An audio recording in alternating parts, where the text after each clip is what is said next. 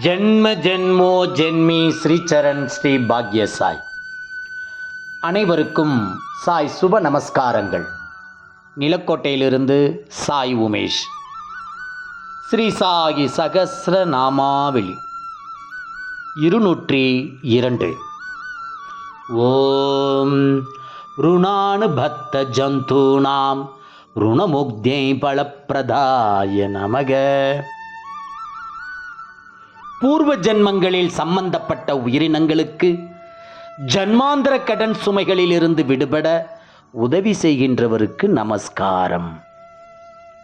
கர்ம வினைகளின் விளைவின்படி உலகில் மனிதர்கள், விலங்குகள் என்று பலவித உயிரினங்கள் தோன்றுகின்றன.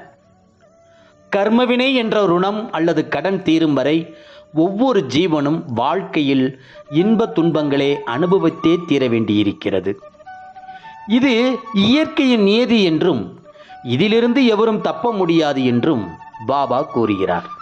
ஆனாலும் பாபா போன்ற ஒரு தெய்வீக புருஷரிடம் தஞ்சமடைந்துவிட்ட எந்த ஜீவனும் கர்மவினை என்ற ருணம் எளிதில் தீர்க்கப்பட்டு அத்தகைய மகா புருஷர்களின் முன்பு இறக்க நேரிட்டால் எல்லா ருணமும் தீர்ந்து நல்ல கதியை அடைந்து விடுகிறது.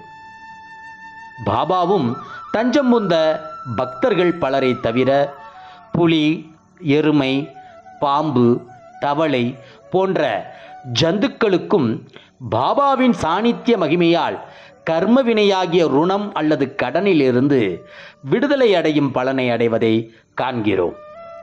முந்தைய பிறவிகளின் தொடர்பு காரணமாகவே எல்லா ஜீவன்களும் தம்மிடம் வருவதாக பாபா கூறுகிறார். இதையே ருணானுபந்தம் என்கிறார். அப்படி தம்மாலேயே இழுக்கப்பட்டு தம்மிடம் வரும் ஜீவர்களின் நலனை பாபா பாதுகாத்து அருள்கிறார். இதுவே கடன் தீர்ப்பது ஆகிறது. ஜெய் குரு சாய். நற்பவி சாய்ராமா. ஜெய் குரு தேவ தத்தா.